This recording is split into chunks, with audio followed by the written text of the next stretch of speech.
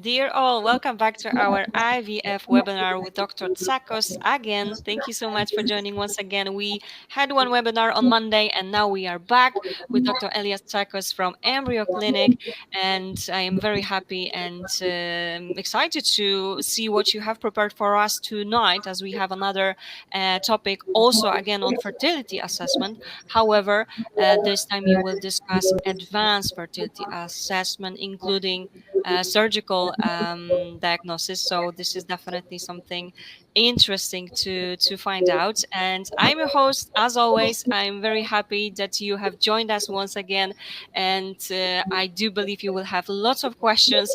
So as always, we will start with Dr. Tsakos' presentation, and afterwards it will be time for your questions. So you can do it throughout the presentation or afterwards, and I'm sure it's going to be an interesting session. Dr. Tsakos, how are you feeling tonight? Hello there. I'm feeling very well. Thank you, Caroline. What about Thank you you? so much indeed. It's good to have you back. And I guess, well, that is it from me. Are you ready to begin with your presentation? Yes, absolutely. And thank Happy you to so hear much that. for the invitation. Thank you once again for organizing this and for all the amazing work you've been doing with the webinars and with supporting and empowering through education our patients all over the world. Today, my topic is advanced fertility assessment. And that, of course, includes some endoscopic assessment of the female reproductive tract. So that's me. I'm a UK-trained gynecologist and fertility specialist. I'm one of the last generation of fertility specialists who've been trained in fertility medicine and surgery at the same time. And I've been fortunate to survive 30 plus years of international medical experience, fellow of the Royal College and member of various societies. This is what you're all looking for, a healthy baby coming out of your own eggs, or donor eggs in some cases. And of course, in order to achieve this, some of you are undergoing a lot of tests and a lot of treatments. And what I would like to do today is to shed some light on what is that fertility assessment and what is fertility testing. Now, the definition of what's basic and what's advanced is quite controversial. What is basic for some clinics in some countries is not basic for some others. And therefore, you will find a huge variability into the definition of basic tests or advanced tests, depending on your country and depending on the facility. So, for example, for our UK patients, what is basic is different if you're attending an NHS clinic and if you're attending a private clinic. And of course, there's a lot of variation as you move from the north to the south and so forth. Amongst our European viewers tonight, again, there's a lot of variability. Generally, there's a variability between NHS and private departments, because in general, the NHS design throughout the world is geared towards more general approach. And of course, sometimes they do have to cut corners in order to justify the cost effectiveness of tests. And of course, that makes a huge difference on the strategy. It's different when you design a public policy for a large number of people, and it's different when you individualize your assessment for this individual patient ahead of you. And of course, there's a huge difference across the Atlantic. Our North American counterparts generally do more tests than we do in Europe. So for them, basic and advanced is quite a mixed. And just to complicate the situation even more, we do have some tests which are considered controversial in terms of their value, in terms of the scientific evidence, and in terms of the need, whether that should be done or not. Just to finalize and underline how important it is for each one of you to identify your path to this fertility. So today, what I would try to do is to outline what is fertility assessment. Now, I put a stroke here, basic, stroke, advanced. I have put what I consider, with my 30 years of experience and what my team and I at EmbryoClinic basically perform on all of our patients. So it's a mix between basic and advanced female assessment, and you can make notes, and of course we can discuss further later on. So hormonal testing. So we're talking about the female now. Hormonal. This is a headline. This is a heading. So again, what is included? Is it the standard hormones? In my opinion, yes. It is the FSH, LH, estradiol, progesterone, prolactin, TSH, at least, but also advanced assessment, which includes an AMH test that we spoke about in the previous webinar, and perhaps some more specialized hormonal tests depending on the indications. For example, we would definitely perform more hormonal tests if there's evidence of hormonal imbalance, like in the case of polycystic ovaries or premature ovarian failure. Anatomy assessment. This is something that is usually overlooked. And of course, I will dedicate the second part of my talk tonight on the importance of anatomy assessment of the female organs. These days, we tend to limit the anatomy assessment to the ultrasound scan. But as we know, despite the advent of new technologies, which not all of the IVF units have the skills and the availability to provide that, 3D scanning or very advanced ultrasound scanning, including Dopplers, is not available everywhere. So in general, in my opinion, anatomy assessment should not be limited just on the scanning assessment. No matter how good the scanning facility is, the scanning technology and the scanning skills, it can only diagnose perhaps 80% of the features that we do need to know about the anatomy. And leaving out 20% misdiagnosed or undiagnosed, in my opinion, is a huge defect in our assessment. And that's why, as I will explain a little bit later, I think we need to focus a little bit more on the female fertility anatomical assessment. Genetic assessment. Again, in my opinion, everyone should have a blood group and rhesus test done. Cystic fibrosis testing done. Cystic fibrosis is the commonest gene amongst the white race. Roughly 1 in 20. We are carriers of that gene, and we need to know that. Karyotype testing, which is more rare to find an anomaly, but in my opinion, I don't think we should embark on IVF if we haven't at least ensured that we're talking about normal karyotypes. I'm sure that all of my colleagues, we have been faced, myself also, when I didn't used to routinely check it, I have been faced with uncomfortable situations in which after a couple of IVF failures, we did that as a secondary advanced test, and we identified abnormal karyotype on a woman that we didn't know before, and had we known before, we would have performed a totally different type of treatment and so forth. So it is a fairly expensive treatment, although prices are coming down fairly rapidly. However, in my opinion, it should be included in the workup, because let's remember that that the IVF patients are a subgroup of the normal patients. I mean, I wouldn't advocate, having a karyotype or a cystic fibrosis testing on everyone planning to conceive naturally, but definitely, in my opinion and in my practice, I think it should be part of the basic fertility workup. Electrophoresis is something that most of the North Europeans have never heard of. This is a genetic anomaly of the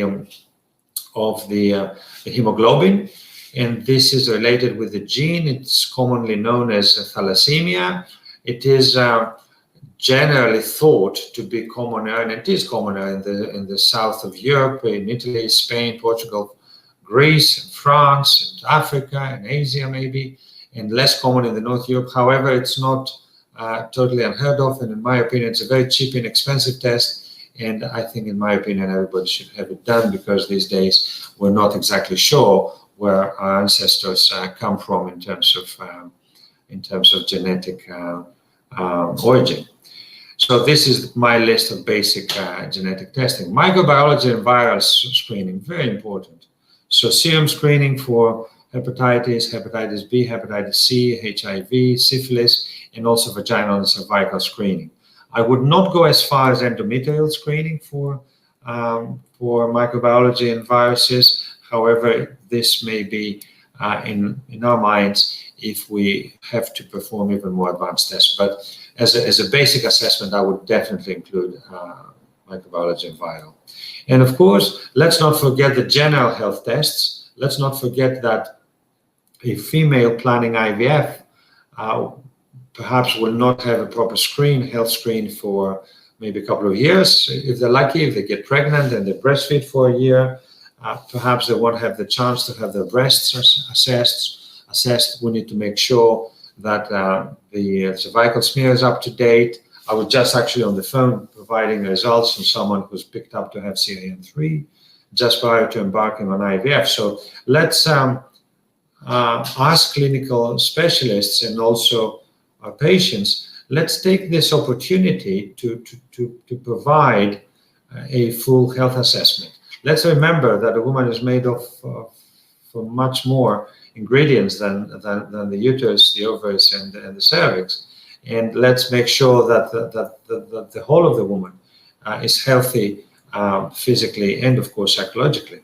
So I always include in my general health assessment breast assessment. I'm very well aware. I'm still registered and licensed to practice in the UK, so I am aware of the guidelines, of the screening guidelines for breasts, and the fact that mammography screening starts quite late, over the age of 40. However, sadly, breast cancer doesn't start over the age of 40, and it would be a great omission, in my opinion, if we miss an early breast cancer before we do IVF, because that diagnosis will probably be missed for a couple of years, and it may be absolutely terrible if it's discovered after the end of breastfeeding. So breast assessment by means of ultrasound, perhaps mammography, cervical screening, thyroid testing, in my opinion, thorough thyroid testing. TSH testing on its own is not enough. Perhaps we need to do the full screen of the 5 thyroid function tests, and of course other assessment like the vitamin D, which is becoming very popular these days, and of course we're probably all aware of the impact it may have on fertility. Now, what is advanced? So that was my list of basic tests, although for some people these may be advanced. So I'm coming on to the advanced fertility tests. In my opinion, those should be performed on indication only. If there's a history of miscarriages, history of family history of thrombosis, for example, failed IVFs, etc. And that includes thrombophilia testing. Thrombophilia testing has become very popular in the last 10 years. Some sort of thrombophilia is fairly common in a large proportion of the general population, even commoner in fertility patients. And of course, we can make some interventions if they test positive for thrombophilia. So we include this straight after one failed IVF attempt or straight after one miscarriage in our protocol. And of course, if there's history in the family or personal history of thrombosis. Now, I will not go into details about autoimmunity testing, pregenetic testing, and endometrial receptivity testing. These are controversial. I will not even start giving my views on that. However, they may be considered as advanced for female tests, and we need to at least discuss the option at some stage. Now, a little bit about male fertility tests. This is my list, my short list of the basic male fertility assessment, which includes, of course, a semen analysis. I mean, most people think it's just a semen analysis. It's not enough. Of course, if it's normal, it could be enough, but it's still not enough, because there still could be some bacteria in the sperm, which may be detrimental for IVF. So in my opinion, we should always couple and double our semen analysis with the semen culture for microbes and viruses. We should always perform genetic tests on the man, blood group, cystic fibrosis, whether it's full cystic fibrosis gene testing or just a DF508. This is depending on the clinician's protocols. Karyotype, male karyotype, in my clinic, we do this as a routine, and we are picking up at least 2 or 3 people per month with some karyotype anomaly, either male or females. So it is very important, because the way we manage these people is totally different had we know, or when we know that there's a DNA defect. And of course, electrophoresis. Serum viral testing is also very important for the benefit of the procedure, and also the benefit of the unborn child. And of course, we always throw in a couple of very, very simple hormonal assessment for the men. Let's not forget that men have also thyroid. We have thyroid glands. We still have a chance of thyroid anomaly. There is an association of thyroid anomaly and semen dysfunctions, and the same applies with prolactin and some other tests like vitamin D and glucose. I mean, we pick up maybe 2 or 3 men every year with some sort of latent or undiagnosed diabetes. So this is very important. So what is advanced male fertility assessment? We perform that if we have abnormal findings on the basic tests, or if there's relevant history, and that includes anatomy testing, referral to an andrologist, hormonal testing, DNA fragmentation testing in some cases, and some genetic chromosomal Y microdeletion testing, and so forth. So this is my short list of advanced tests. I will focus a little bit more on the female anatomy now, because I feel that there's something not being done quite right, and I will explain exactly what I mean. This is a female anatomy. We can see the ovaries here, the tubes, and the uterus. Now, in my opinion, I think we should always remember the fertility endoscopy. If I take you back 30 years back in the early 90s, we were all trained in fertility medicine and fertility surgery. So a fertility specialist was not just a specialist in IVF, had to be a specialist in endoscopy. Why? Because we were still just about performing gift. We had to perform laparoscopy in order to do that.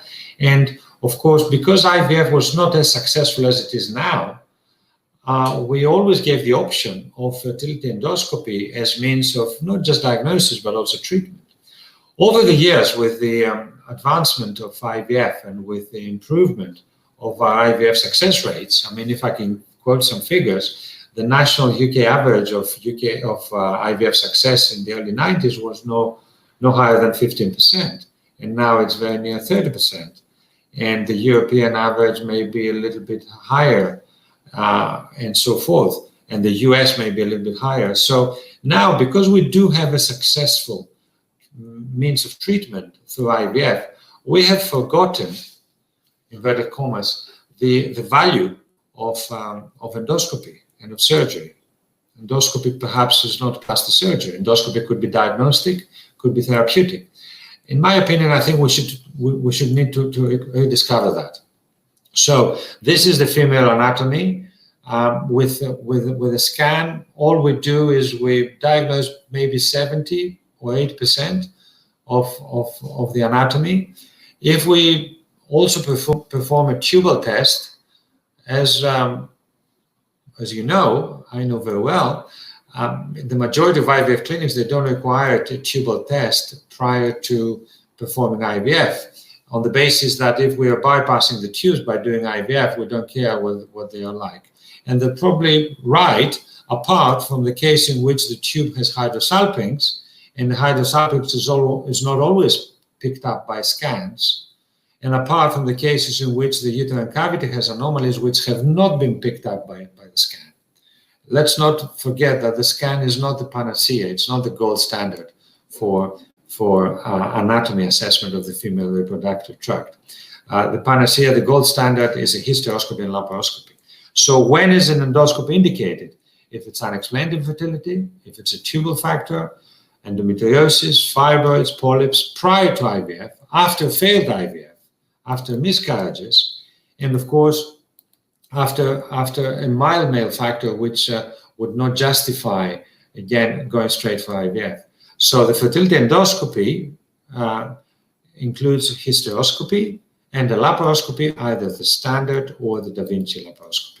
So a few words about hysteroscopy. Simple procedure, outpatient, inexpensive, minimum discomfort, a little camera through the vagina, through the cervix, into the uterus, 100% diagnosis of the uterine condition, especially if it's doubled with a small biopsy. So in my opinion, we should always remember that. Should we be doing a hysteroscopy on everyone prior to IVF? The answer is no. However, we should have a very low threshold in performing that. And in my protocols, I always, if everything is normal, everything is hanky-dory, normal scans, we do very, very careful scans, try to do various scans in various stages in the cycle with high technology equipment, 3D scanning, highly skilled doctors. Sadly, in Greece, we can't have technicians. Only qualified gynecologist is allowed to do vaginal scan, not even a midwife. A trained midwife is not allowed to do a scan. So I'm not going to comment on that. So, however, we do have very high expertise in scanning, and we do take great care. However, we still miss things. Why? Because scanning is not designed and cannot be designed to diagnose very small pathology in the uterus, in the likes of small adhesions or polyps. And these may have a significance and may have an impact on the fertility. So hysteroscopy, we have a very low threshold in performing a hysteroscopy, and especially with the outpatient hysteroscopy, which is really straightforward. It may take less than a thorough scan. We do that more often than not. And of course, if there's pathology, we try to treat it on one visit. Otherwise, we book them in for an operative hysteroscopy. And the evidence is there. I mean, we know the evidence. And I honestly do not know why we don't do more hysteroscopies than we are doing. And in my opinion, I think we should be doing a little bit more. Endometriosis, apart from diagnosing the lining of the uterus, endometriosis is a phantom disease, in my opinion. Yes, there are some potential symptoms that may be associated with endometriosis. However, there is a huge proportion of patients who have no symptoms whatsoever, and perhaps the only symptom they have is infertility. And unless we put a tube in, we can't know. In the general population, 1 in 10 women, in the infertility population, maybe up to 50%. So very low threshold in performing a laparoscopy, especially on a young patient, before we embark on perhaps IVF or after one failed IVF and so forth. And of course, the European Society of Human Reproduction has issued guidelines with regards to how we manage endometriosis, both diagnostically and operatively.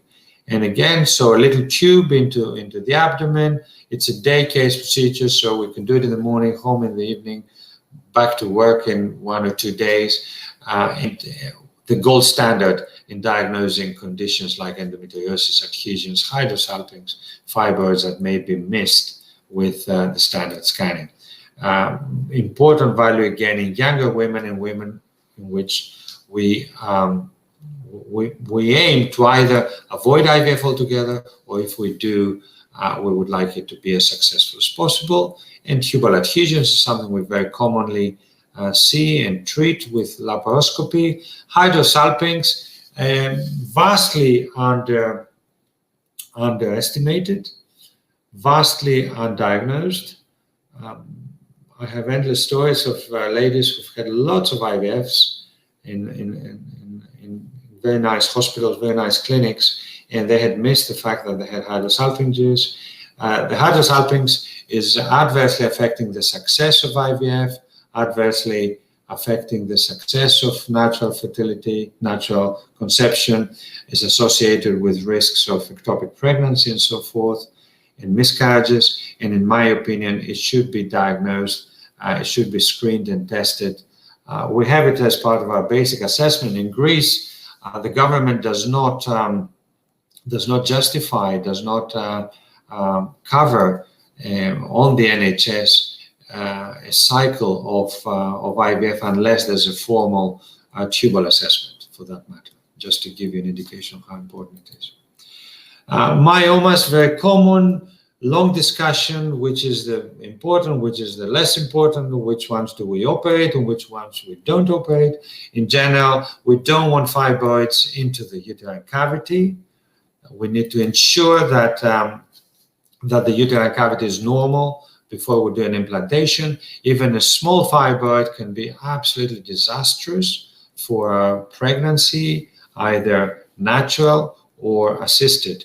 And this can be diagnosed 100% with and treated with a hysteroscopy. Larger fibroids, of course, again, there's a lot of schools. In my opinion, a fibroid larger than 4 or 5 centimeters, even if it's outside the uterine cavity, has to be considered for removal, not only because it reduces through various mechanisms the chances of a successful pregnancy, but also because it doubles or trebles in size in pregnancy and creates a very complex and complicated pregnancy. A few words about robotic surgery, which is the new advancement of technology, which is assisting laparoscopic surgery into performing very fine operations. This has an amazing value in the fertility care and the fertility management, especially when we're talking about huge fibroids, large fibroids that we wish not only to remove laparoscopically, but also we wish to reconstruct the uterus to a near perfect mode so that it can successfully carry pregnancy, but also cases of endometriosis, fertility sparing surgery for cancer, and ovarian transplantation. Now, a few words about tubular anastomosis, especially in the UK. At the moment, I'm very well aware that there's thousands of women who have undergone tubal ligation and then they change their mind. And for them, it's virtually one-way road to IVF. With Da Vinci technology, we can now reanastomose the tubes more successfully than we did with conventional laparoscopy, and providing especially the younger group of our patients a valid option to complete their family through natural conception, or at least give them a very good chance to do so before resorting to IVF. In my opinion, a new era is rising, and in my opinion, I think now there's a big trend towards surgical intervention for tubal anastomosis after sterilization, especially for the younger women, and that would provide our women, our patients, with another valid option for the care. So fertility endoscopy overall improves the chance of pregnancy, and we should not forget that. We should not be the hammers just looking at nails with IVF. We should give our patients the option of endoscopy, especially for the younger age group, but even for the more advanced reproductive age groups, because that not only would it improve the chances of IVF, but also would improve the chance of spontaneous pregnancy. A few words about the COVID situation. Hopefully everything will be behind us very soon. Vaccination is going on really quickly in Europe. The UK is doing fantastic. Greece is doing very well. There's been a huge success story in Greece. We've had amongst the lowest COVID impact in Europe at the moment, and we're hoping to completely come out of the lockdown in the next couple of weeks. Fertility clinics work as normal. This is my beautiful city of Thessaloniki. Our clinic is just beyond there, behind this nice boat, the beautiful stroll onto the quayside before you get to us. That's our clinic. This is a small group of my wonderful people who help me make people's dreams come true every day. And thank you so much for listening.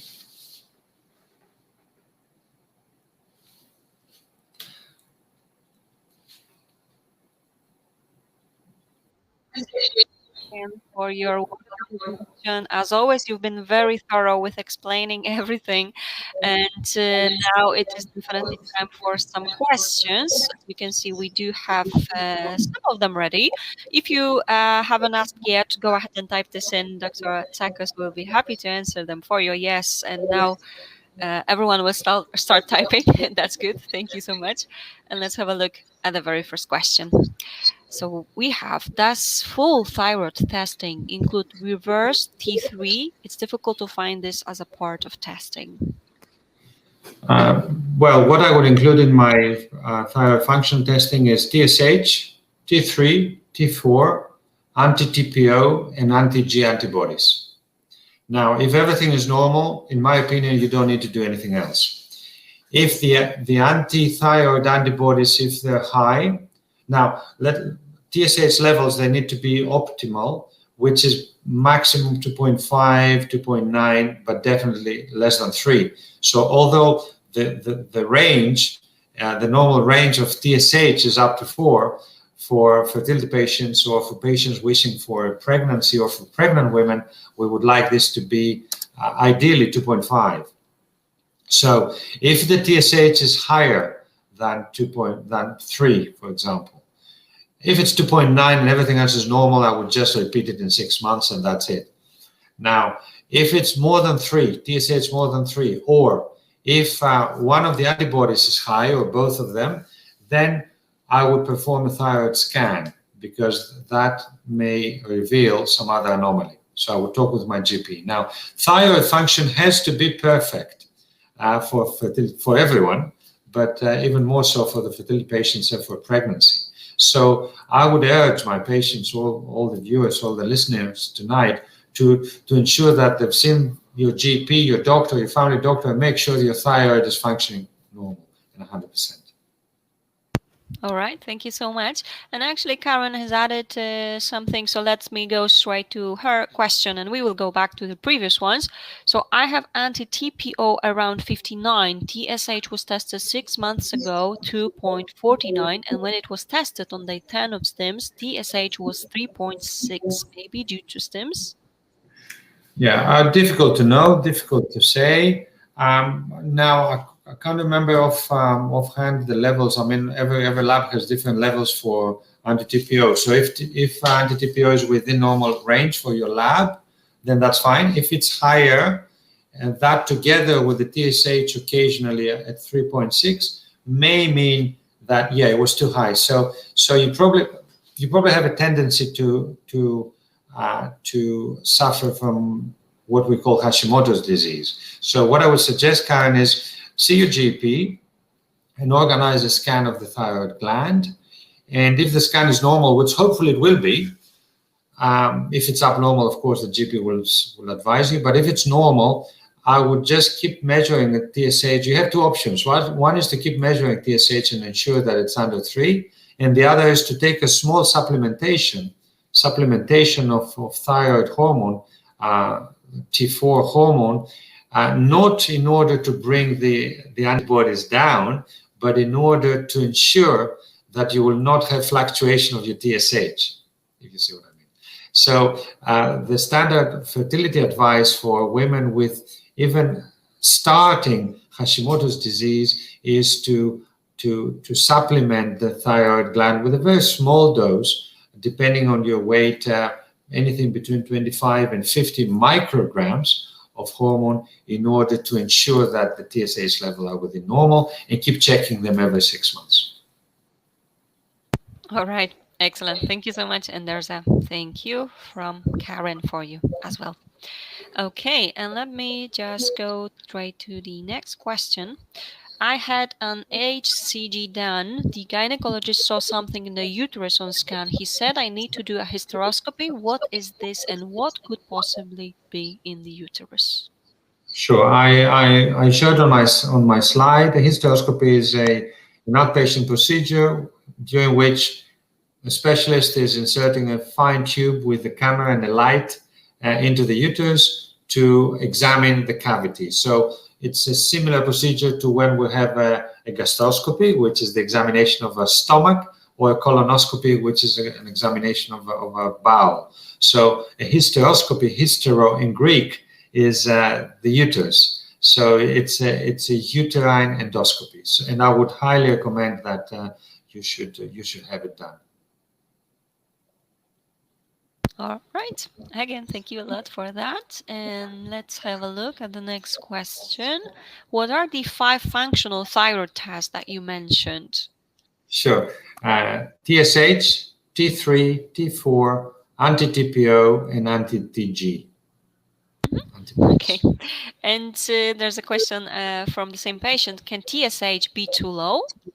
Yes, of course, it can be too low, which is still, it's not as common as being too high, but anything outside the range requires a visit to the GP or to the endocrinologist if you're in Europe. All right. Again, thank you for explanation to this one.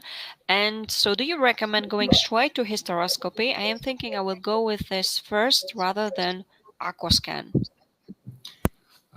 Well, Deborah, I don't know is the answer. It depends on your circumstances. I mean, in general, if you have no history of failed IVFs or miscarriages, if you are of say standard age under than 40, if you have no other indications on the scan, I would not go straight to hysteroscopy. However, I would have some sort of further scanning assessment. Yeah, aquascan might be an option for you if you have no indication for hysteroscopy. However, if there is an indication for hysteroscopy, in my opinion, is advanced reproductive age. So if somebody is over 40, the chance of having pathology which is missed is higher. So perhaps screening hysteroscopy might be a good idea prior to IVF. It would definitely increase your pregnancy chances. I mean, that's for sure. I mean, we have published a 10% increase in our egg donation program if we perform a hysteroscopy. Now, Deborah, history of miscarriages in 40, yes, go ahead and have it done. But remember that a hysteroscopy is only assessing the lining of the uterus. It does not assess the tubes. So if you have a history of miscarriages and you're over 40 and you haven't had a tubal assessment, I would probably suggest a standard X-ray tubal assessment, because this is better, if not much better, compared to aquascan in diagnosing hydrosalpinx, which you would like to exclude prior to moving on. All right. Again, thank you so much for yet another explanation. And let's go ahead with the next question from Amanda this time. My TSH was 3 and I am now on thyroxine. My anti-TPO antibodies was 498, normal from 0 to 60. I was told not to worry about the antibodies as just shows I have had thyroid issues in the past. Should I challenge this? Well, Amanda, I have to be diplomatic here. Perhaps there's been a confusion between antibodies. I mean, people think of antibodies like antibodies against coronavirus indicating an infection. It doesn't work like this on the thyroid. The presence of anti-TPO antibodies means that your body somehow is fighting your thyroid gland.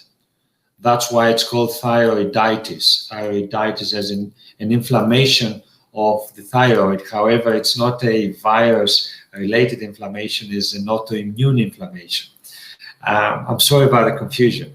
So the presence of anti-TPO antibodies means that your thyroid gland is under attack constantly, not in the past, now. Every time you do it, you just identify that your thyroid is being attacked. That's why it is a very good measure to go on thyroxine to ensure that the thyroid is functioning normally despite the attack. So yes, in my opinion, it doesn't have to do anything with the past. It's a current situation. It would probably not change. I would keep on the supplementation. I would keep on checking the thyroid tests. Perhaps, well, in Greece, we're a little bit, too alerted about thyroid. We do it every 6 months, but definitely once a year in order to ensure that the doses are right. And I would also have a thyroid scan to ensure that there's no anatomy damage.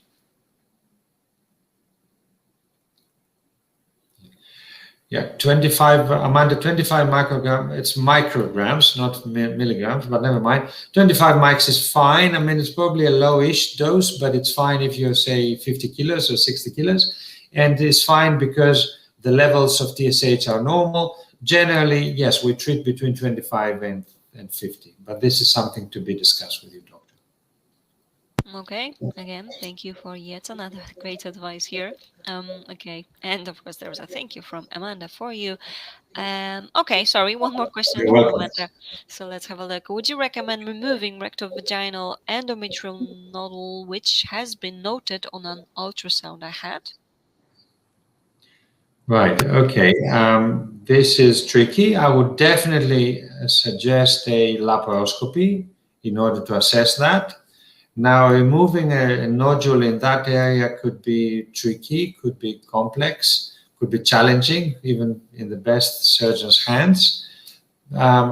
It could be associated with more endometriosis scattered all over your pelvis. I don't want to scare you. What I would suggest is perhaps a laparoscopy in the first instance to see or exclude if there's more endometriosis. Now, whether I would remove that or not depends on the skills and the expertise of the surgeon. In my opinion, yes, if I had a laparoscopy and if the nodule is there and if it's causing problems and if it's painful, I would probably attempt to remove it, although it could be a very challenging procedure. All right, understood once more. Okay, and again, of course, there's a thank you from Amanda. Okay, and now it will be a bit of a longer question. So I had ectopic pregnancy previously. I then had hysteroscopy and was advised it wasn't possible to see the liquid going through the tube, but that it spilled out without issue, so indicated tube was open. Is there any reason that could cause this? Secondly, I was then advised after ectopic the hysteroscopy test wasn't useful and I should have had HCG. What are your thoughts? I would probably align with the second opinion. The hysteroscopy, I mean, put it this way, the hysteroscopy can tell us if the tube is open, but it cannot tell us if the tube is hydrosalpinx, if it's bloated. This can only be, the gold standard for this is the laparoscopy. The second best is the X-ray HSG. So, in my opinion, I think I would also consider, Karen, to go straight for a laparoscopy instead of messing around with tubal assessments, which even in the best of hands, they cannot be accurate by definition as a method. As a second option, I would do, yes, an X-ray HSG. All right, thank you. Next question we have is right here. Thanks for the informative presentation. Do you recommend ERA as a standard? Also, does it need to be repeated? Very, very simple answer. Absolutely not. I don't think ERA test should be a standard, and I challenge whether it should be there even as an advanced test. I don't think at the moment scientifically we're convinced of its value. Of course, it's there, but to be honest, I think there's a lot of means to assess the implantation window, and we can do this fairly successfully without resorting to controversial and expensive tests. So definitely not as a standard, and maybe not even as an advanced test. All right. Okay. Thank you. And of course, as always, there's a thank you from the patient. Okay, let's have a look at the next question from another patient, Sylvia. My ovarian reserve is low, just turned 44, eating healthy, taking supplements, and not ready to do donor egg yet. Did 2 IVFs and had only 1 egg retrieved, but did not create an embryo. What are the things I could do to improve my egg quality? Sure. I mean, please watch the webinar from the other day on AMH. Yes, and what to do on this. Unfortunately, there's no huge effect on anything we could suggest. However, it is important to be healthy. It's important to take supplements.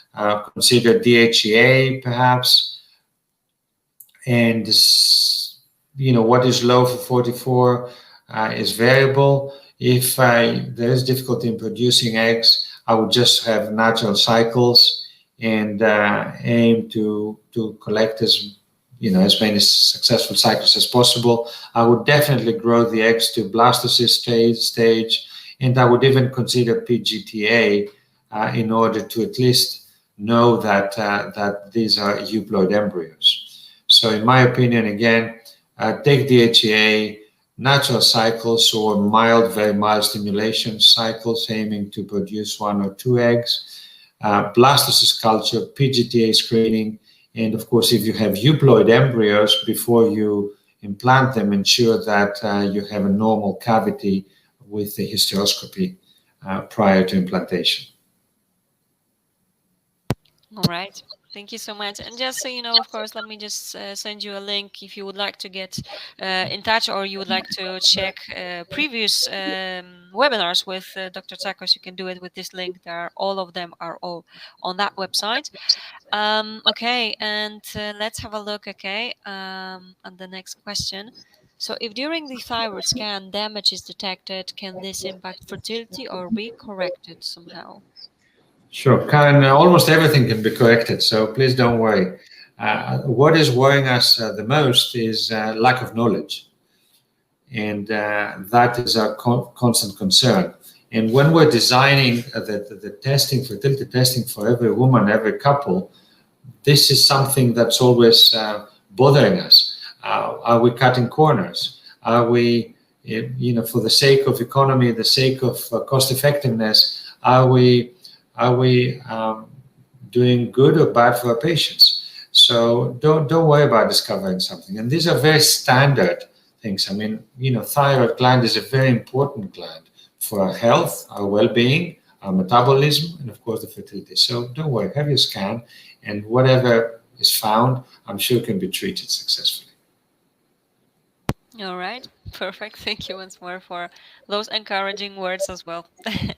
Okay, and let's have a look at the next question, again from Amanda. Is there any link to NK cells? I have had 3 miscarriages in the past. Well, I have a very clear answer. At the moment, there's no scientific evidence about the value of either testing or treating NK cells. So in my practice, I don't check for it, to be honest. Okay, thank you. Okay, let me have a look at the next one, sorry. How do you determine the correct window of implantation without using error? Okay, Bubble, thank you. That's a very short and very important question. How do we do it? We do it by intensive hormonal measurement. We take great care not to subject the endometrium to high levels of estradiol, serum estradiol, and of course not to very high levels of progesterone. So this is how we determine that. And of course, this is doubled by high technologically advanced scanning by expert consultant gynecologists and fertility specialists. So this is how we justify our implantation window.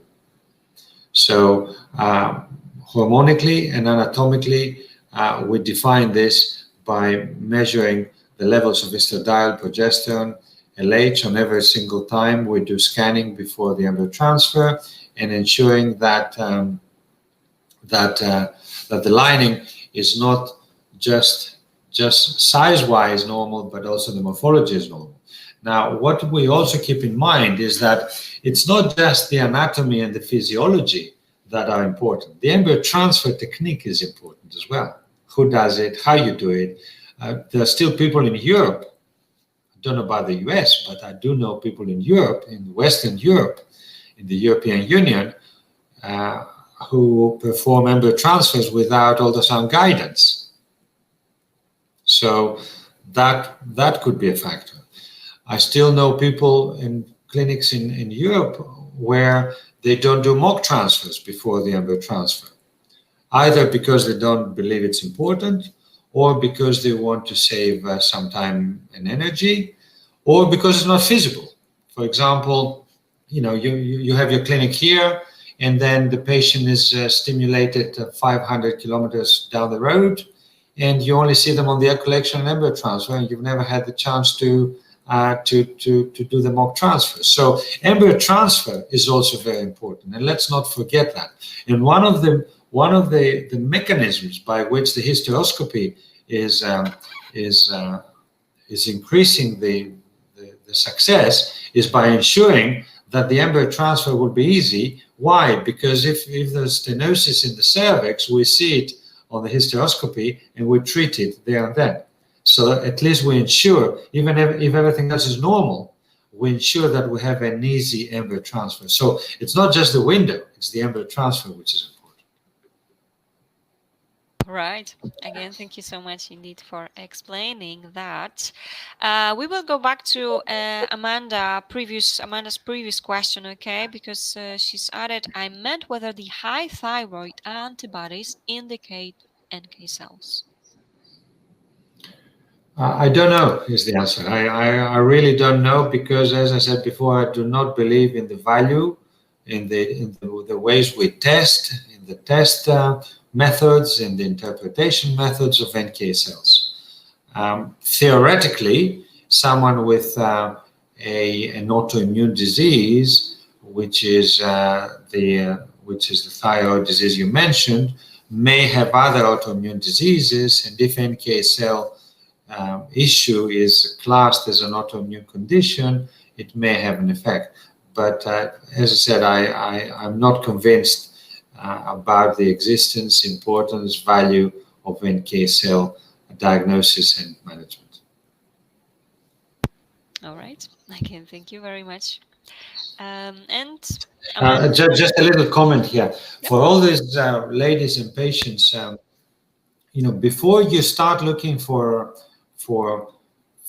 the absolute exception, like for conditions like NK cells, like autoimmune disparities other than the standard ones, when we're looking into the controversial issues, please ensure that you have secured correct diagnosis of the standard and basic issues. I think that's what I would like my take-home message to be. My take-home message is that don't look for NK cells if you haven't had a tubal assessment, tubal HSG, or if you haven't had a hysteroscopy, or if you haven't tested your karyotype, or if you haven't tested your husband's TSH and prolactin, or if you haven't tested even your vitamin D, which can be associated with better fertility outcome.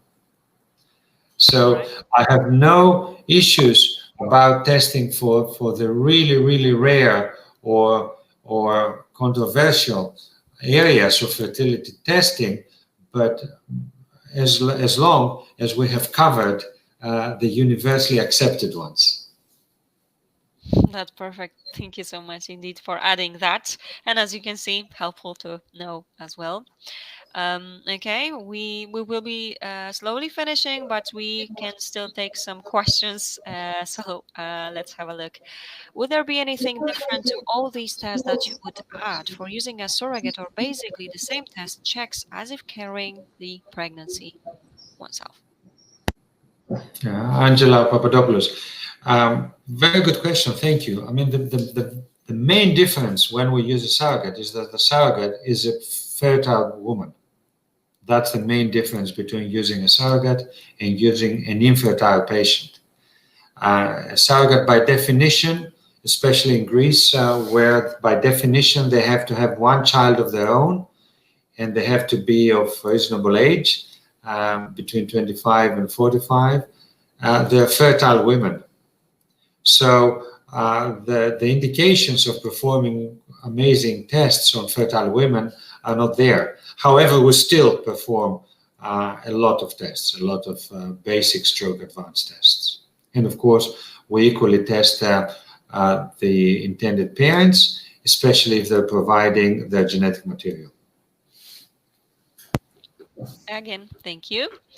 And Karen has added, with endometriosis, there are different ways to treat this surgically, possibly cutting away or burning off. If I have read it correctly, what is the best option to avoid decreasing fertility?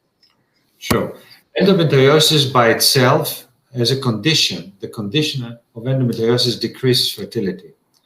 Now, of course, surgery can be very challenging for endometriosis. I mean, endoscopic surgeons, they have to be very experienced in endoscopic surgery in order to perform it in such a way so that the surgery itself will not damage it. But the main and the major damage is done by endometriosis itself, especially if endometriosis is left either undiagnosed or if we delay the treatment after the diagnosis. I mean, of course, again, it's not clear cut whether should we always operate if we have a cyst of endometriosis of 2 centimeters or 5 centimeters. Should we operate easier the first time and less easier the second time? However, I think the message to take home is that endometriosis as a condition is detrimental for fertility, and if surgery is advocated, this has to be performed by a very skilled surgeon in a very skilled and technologically advanced environment.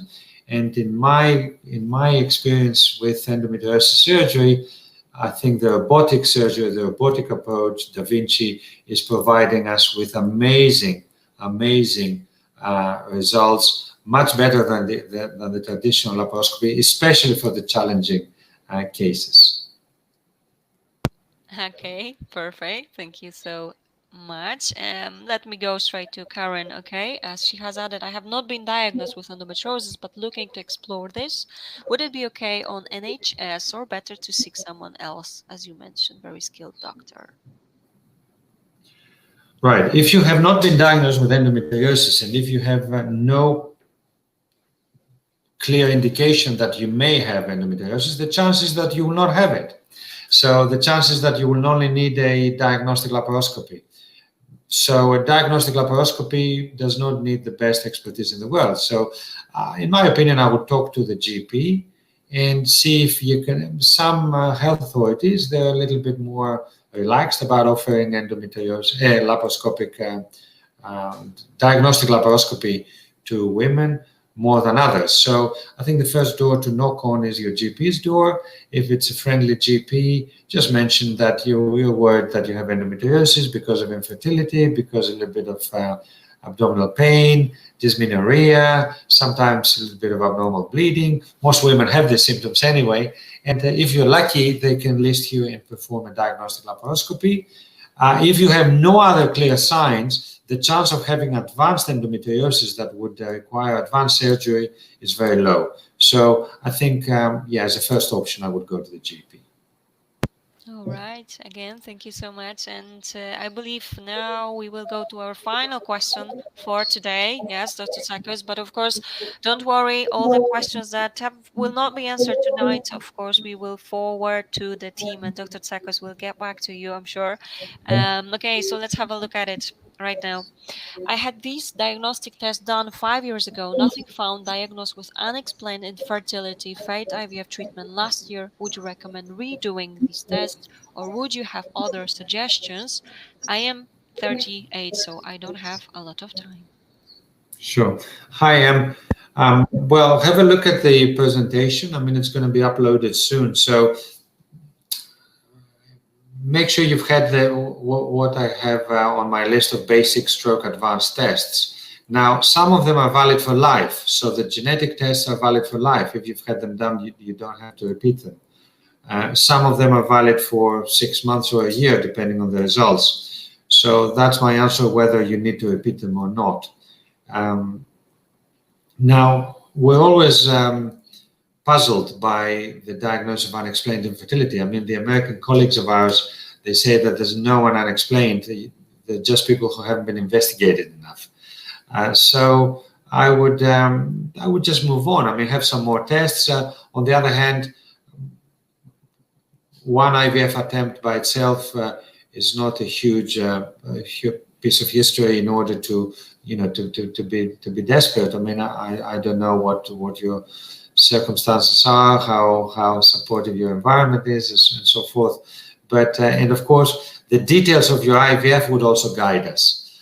For example, there's different protocols of testing if you've had, say, 5 normal embryos that just didn't implant versus having had one embryo that was of not so good quality and didn't implant. So I think someone has to look into your history, into the tests you've done, and into the IVF details in order to form a little protocol for your assessment. I would definitely have tests prior to the second assessment. I mean, you're very welcome to email if you wish to look into your files and provide further advice. Okay, excellent. Thank you indeed so much for yet another answer. And of course, so many great questions indeed. We will be finishing, as I've mentioned. However, there are like 4 questions that are left, and I will simply forward those to Dr. Tsakos, okay? And he will get back to you. We just need to finish for tonight. But thank you so much indeed for joining us, for excellent questions, for your help, excellent help indeed. And as you can see, as always, fantastic presentation and Q&A. Thank you for such helpful information, answering our many questions so thoroughly. That is true. So what else can I say, really? Dr. Tsakos, anything you would like to add? I would like to thank everyone for listening in. I would like to reassure everyone that the vast majority of our patients, of the infertility patients, at least in Europe that I'm very familiar with, I work very closely in many countries. Of course, my base is in Greece, but we also run clinics in the UK, and now we do a lot of online consultations and clinics with patients all over the world. So the vast majority of you will succeed. Keep educating yourselves. This is one of my tips. The more you know, the more empowered you are, and keep challenging us. We like the challenge. Challenge your doctors. Let them engage as much as they can with you, and never give up hope. And I think it's worth it because it's a beautiful feeling being a parent. And in my opinion, all of you are amazing for aiming this and achieving this the hard way. So thank you so much. It's been an honor and pleasure to be with you tonight. And don't hesitate, send me as many questions as possible. I will be delighted to answer. That's great to hear, of course. Thank you so much for those words. Definitely means a lot. Thank you, everyone, for yet another evening spent with us. And I will let you know that, of course, Dr. Tsakos will be back at the end of March, 23rd of March, I believe. He will be back with yet another session. So I can only just encourage you to join us then as well. And of course, we will be back here tomorrow at 8.